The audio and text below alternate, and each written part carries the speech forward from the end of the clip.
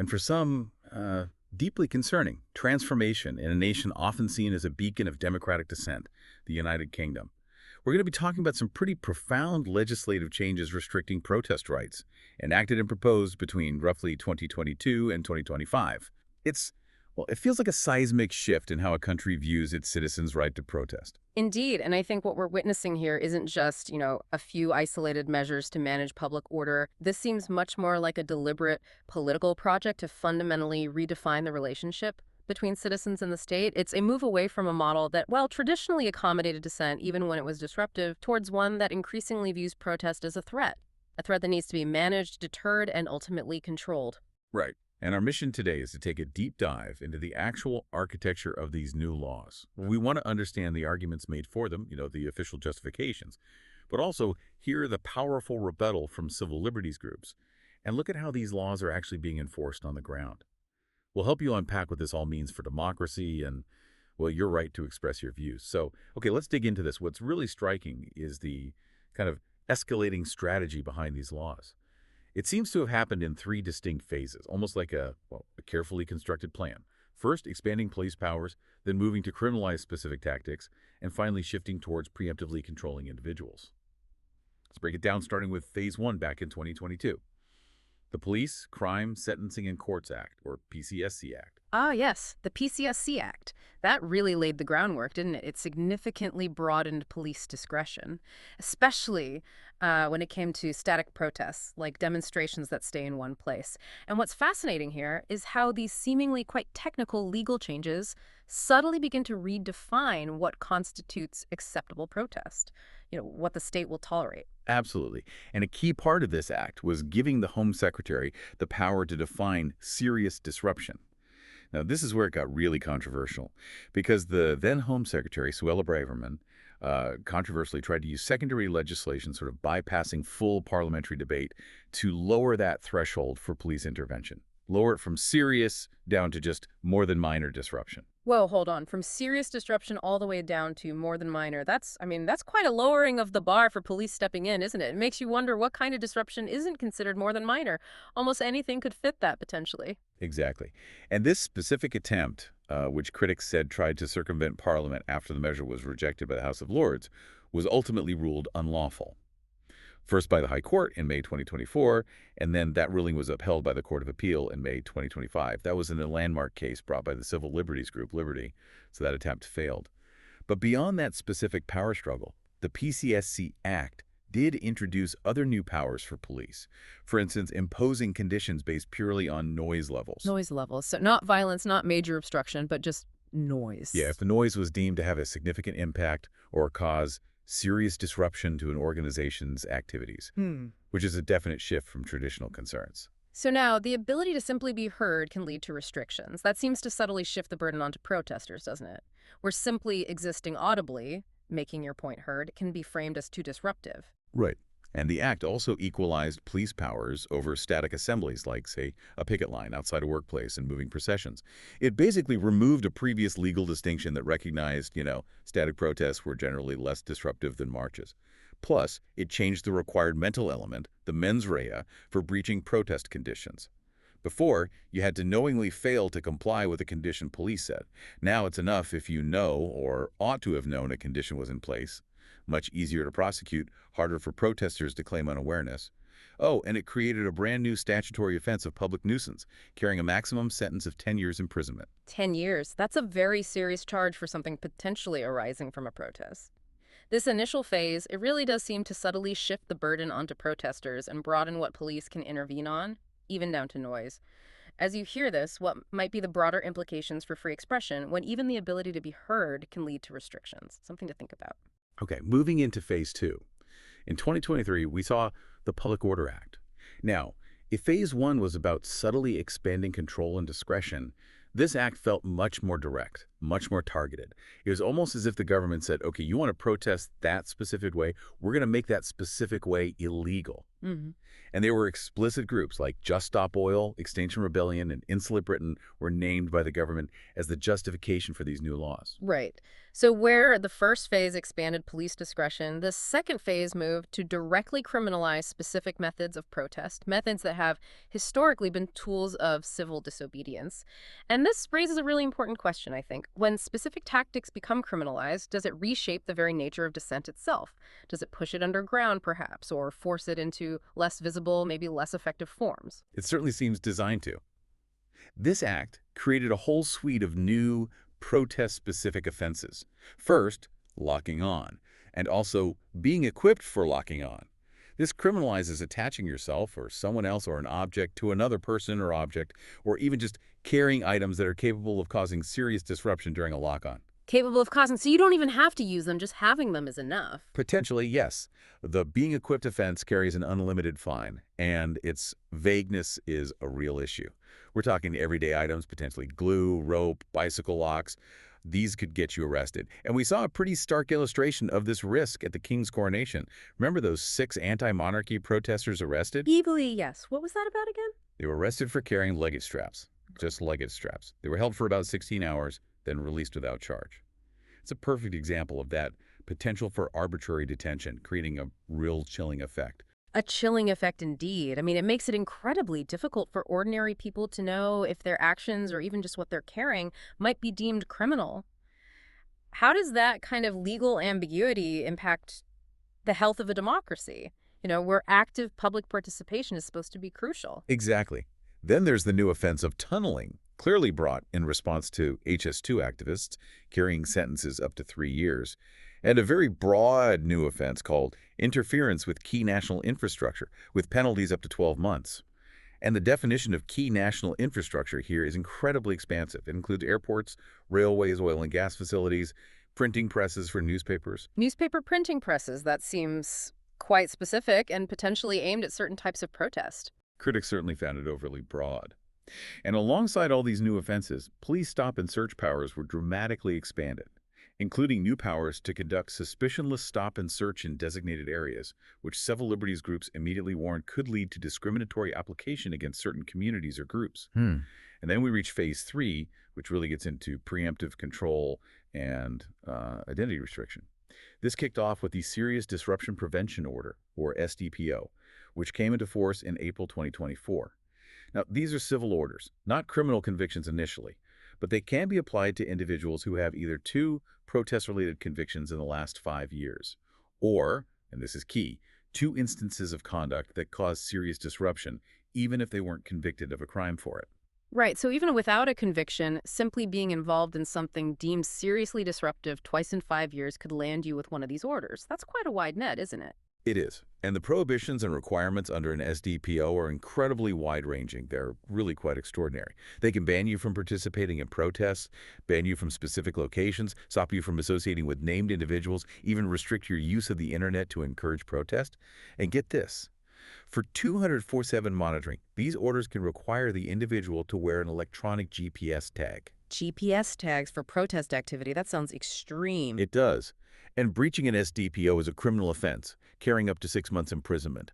It's really no wonder international critics are comparing these orders to laws you might see in authoritarian states like Russia. That comparison has been made explicitly. This whole trajectory, then, moving from managing the effects of protest to criminalizing specific tactics, and now to preemptively controlling individuals, it's a profound shift. It really does suggest a move away from reactive policing towards managing a whole category of citizens who are deemed problem protesters even before they act. If we connect this to the bigger picture, what does it mean for a democratic society when the state moves to control individuals before they even act and starts removing fundamental legal defenses? It's a heavy question. And this legislative surge, this trajectory, it culminates in the proposed crime and policing bill for 2024-25. This bill proposes, among other things, a face covering ban, making it a new criminal offense to conceal your identity at protests, punishable by up to 1 month in prison and a £1,000 fine. This strips away anonymity, which, can be crucial for vulnerable protesters or press whistleblowers. And maybe the most fundamental change proposed in that bill is the elimination of the reasonable excuse defense for several public order offenses. This looks like a direct legislative strike against key court judgments, like the DPP v. Ziegler ruling. That was the ruling that allowed juries to consider human rights, specifically the right to protest under Articles 10 and 11, as a potential reasonable excuse for actions that might otherwise be illegal. Removing that defense, well, it effectively removes the ability for juries to consider the proportionality of the protest in relation to human rights. It really does seem to move towards criminalizing protest itself in many contexts, removing that layer of nuance and proportionality. So, okay, that's the legislative architecture laid out. Pretty complex stuff. Now let's turn to the state's narrative. The justification offered for these sweeping measures, it seems to be built on about 4 key pillars. Yeah, the first pillar is what you could call the tyranny of a selfish minority narrative. We heard this language a lot. It portrays protesters, particularly environmental groups, as a small minority, or a selfish few, whose guerrilla tactics cause disproportionate impact. The government explicitly used examples like halting public transport, blocking ambulances from reaching hospitals, really trying to delegitimize groups like Just Stop Oil, Extinction Rebellion, and insulate Britain in the public eye. Okay, so that's pillar 1. What's the second? The second is arguing based on economic and national security imperatives.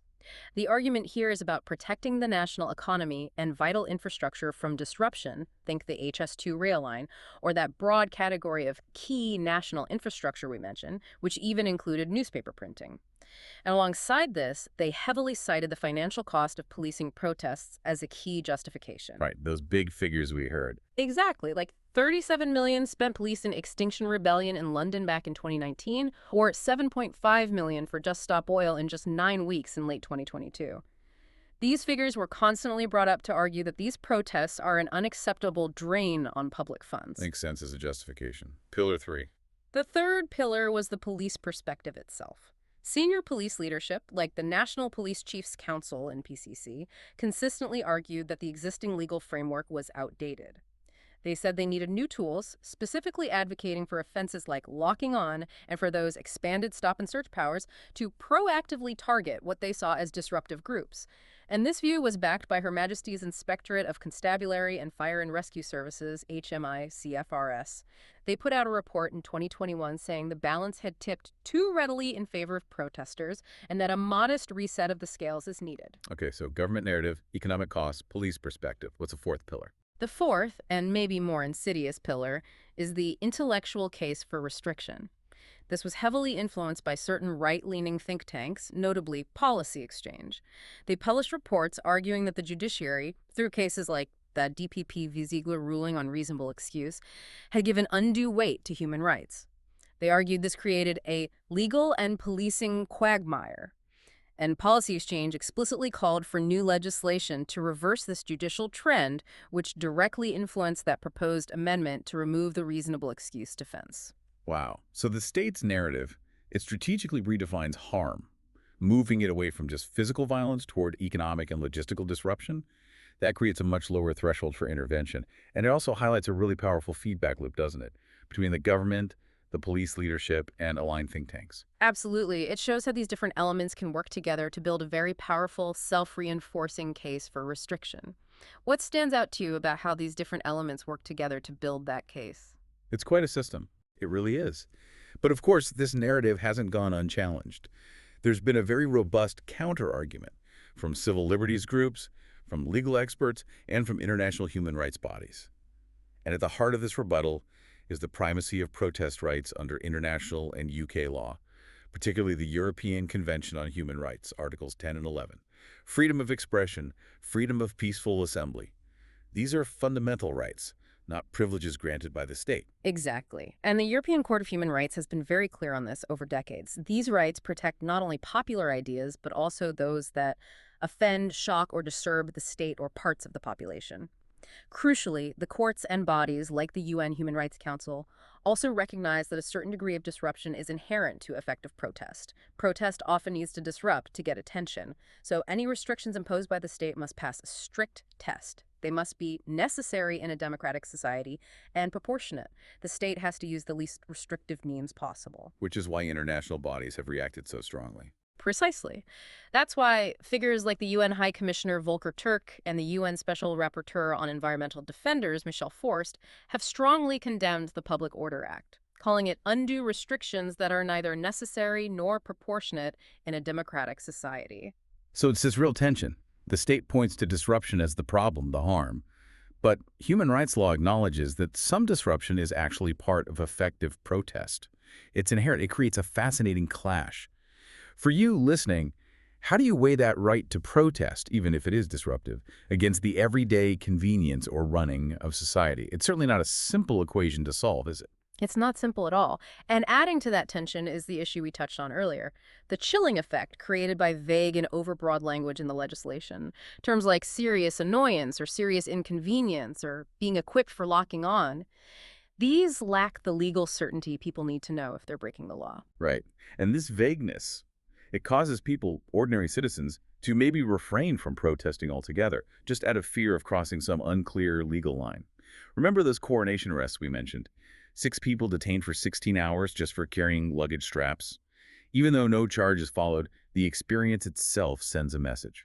It's a perfect example of how vague laws can potentially be used for arbitrary detention or at least intimidation. Exactly. When laws are deliberately vague or overbroad, ordinary people cannot be sure whether their actions will be deemed criminal. This raises that important question again. How does this kind of legal ambiguity impact the health of a democracy? A democracy that relies on active public participation, including protest, it can really stifle legitimate dissent. But despite the clear intentions of the executive branch pushing these laws, the independent judiciary has played a crucial role, a kind of constitutional backstop. We saw this very clearly with those High Court and Court of Appeal rulings in May 2024 and 2025. The ones that confirmed Home Secretary Suella Braverman had acted unlawfully by trying to redefine serious disruption down to more than minor using secondary legislation, bypassing proper scrutiny. Yes, the courts really did act as a vital constitutional backstop there, didn't they? Reminding the executive branch that it can't just bypass established democratic processes and redefine laws by decree when it suits them. It really shows the essential role of judicial review in safeguarding fundamental principles against potential overreach. What does it tell us, though, about the checks and balances in a democracy when one branch of government has to step in so forcefully to curb another's power on such a fundamental issue? It tells us they're still functioning, at least in that instance, which Liberty rightly called a huge victory for democracy. However, a really glaring issue here, looking at the political landscape, is the conspicuous absence of robust opposition from the main political parties. The current Labor government, for instance, has largely continued the restrictive trajectory set by the previous Conservative government. They even appealed that High Court ruling on the more than minor definition, trying to keep that lower threshold, and Chancellor Rachel Reeves famously declared that Labor is not a party of protest. So this apparent cross-party consensus, or at least lack of strong opposition to these restrictive measures, it effectively leaves civil society organizations and the judiciary as the primary defenders of protest rights. It begs the question, when mainstream politics doesn't actively champion a fundamental right like this who then steps up to fill that void, it's quite a concerning situation. And this domestic political situation, this lack of robust defense, it has significant international repercussions. The UK is now increasingly seen as an international outlier among established democracies when it comes to protest rights. Amnesty International has placed the UK among the most restrictive countries in Europe, and as we've heard, it's drawing condemnation from the UN. This damages the UK's global standing, its soft power, and frankly, it provides cover for more authoritarian regimes elsewhere to dismiss Western human rights criticism. They could just point to the UK's own example. Okay, so we've looked at the laws, the justifications, the counter-arguments. But beyond the legal texts and the political rhetoric, what's the empirical reality? How have these new laws actually been enforced on the ground? Because the data reveals a pretty clear pattern of what looks like selective and disproportionate enforcement. Yes, the burden seems to have fallen incredibly disproportionately on environmental activism. Official statistics analyzed by researchers show that between June 2022 and March 2024, an astonishing 95% of the 473 protests where police used those enhanced PCSC Act powers were environmental demonstrations. Wow, 95%. That's Yeah. specific. And what about arrests and charges? Well, take it just Stop Oil alone. There were 1,905 arrests recorded by the Metropolitan Police in London by July 2024 linked to their actions. But here's the kicker. The charge rates for serious offenses seem remarkably low. For example, for the serious charge of conspiracy to cause public nuisance, the charge rate was only 2.8%. Historically, for context, the average charge rate for indictable offenses is around 12%. Yet paradoxically, when convictions are secured against environmental protesters, the sentences handed down have often been exceptionally harsh. We've seen sentences of up to 5 years imprisonment. Remember the Walney 16 climate protesters? They were jailed for a combined total of 35 years for peaceful actions at an oil facility. So it looks like a strategy of mass arrests, maybe to disrupt and deter, but without necessarily leading to high conviction rates for serious crimes. But when they do get a conviction, the sentences are severe. Exactly. It raises an important question about the purpose of this enforcement strategy. Is the goal here actual prosecution of crime based on evidence? Or is it perhaps more about harassment, intimidation, and ultimately demobilizing a particular social movement through the justice system? The numbers certainly paint a compelling, if concerning, picture. And this idea of selective enforcement becomes even more undeniable, I think, when we compare the response to environmental protests with the response to other forms of mass unrest. Consider, for example, the civil disturbances that happened across 27 towns and cities in August 2024. A very different context, obviously, involving property damage and disorder. Police made 1,840 arrests during those events, but crucially, of those arrests, 1,103 charges were filed relatively quickly, and conviction rates for those charged approached 60%. The contrast is stark, isn't it? High charge rates, high conviction rates for the August unrest, low charge rates, but harsh sentences upon conviction for the environmental protesters. It really does appear that the police response is tailored not just to the level of disruption or illegality, but perhaps significantly to the political content and the nature of the protest itself. What might be the long-term consequences for public trust in law enforcement if the application of the law is perceived as being politically biased in this way? And here's the ultimate irony, perhaps. The government's main justification for bringing in these tougher laws was supposedly about controlling the high costs of policing protests. Yet the evidence suggests that the suppression strategy itself is immensely expensive. Policing the HS2 protests, for example, cost a staggering $146 million over several years, and just 9 weeks of policing Just Stop Oil actions in late 2022 cost £7.5 million, requiring the equivalent of 13,600 officer shifts, officers pulled from other duties. Right. It leads to what policing bodies themselves call the denudation of day-to-day policing resilience, as officers are constantly pulled away from regular duties to manage these specific protests. So when the process itself, the mass arrests, the strict bail conditions, the lengthy pretrial periods, the sheer cost of policing becomes a form of punishment, and vast public funds are diverted specifically to suppress dissent. It raises a challenging thought for you listening. What are the true costs, beyond just the financial figures of this particular approach to public order? What does it do to the fabric of society, to trust, to participation? Now let's just briefly explore where this resistance and the enforcement is concentrated geographically, and also unpack the complexities of public opinion. Because the conflict over protest rights isn't uniform across the whole UK. Certain locations have emerged as real epicenters. Bristol, for example, was the primary hub of the Kill the Bill movement, fighting against the PCSC Act back in 2021. Those clashes led to very severe outcomes. 34 protesters eventually jailed for over 100 years combined. But this severe response, maybe paradoxically, actually galvanized local activists, sparking the ongoing Justice for the Bristol Protesters campaign. And we also see London, unsurprisingly perhaps, as the strategic hub for both protest organization and enforcement. The Metropolitan Police, as we noted, account for 95% of the instances where those enhanced PCSC Act powers were used. But what's fascinating is the contrast. 34 out of the 44 police forces across England and Wales reported zero use of these specific enhanced powers during the same period. Huge regional variation. And then there's Scotland, which stands out as a significant geographical exception. Because Scotland has its own distinct legal system, and generally stronger protections for access to land and protest like the statutory right to roam, it offers comparatively greater protections. It's seen by some as a relative safe haven for activism compared to England and Wales under these new laws. It really highlights how legal frameworks and perhaps local policing cultures can profoundly shape the actual space available for protest, even within the same country. It does make you wonder about the concept of rights being uniformly applied across a nation, doesn't it? The reality on the ground can be quite different depending on where you are. Finally, let's look at the public's view.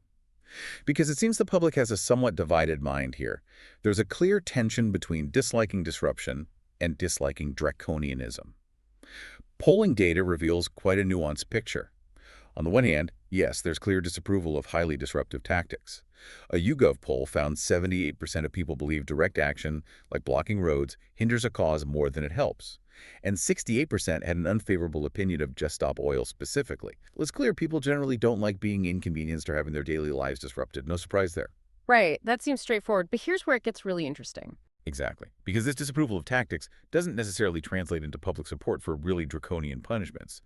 That University of Bristol poll, focusing on nonviolent road blocking, found more people favored just a fine, 37% over imprisonment, 29%, and 15% thought no punishment was needed at all.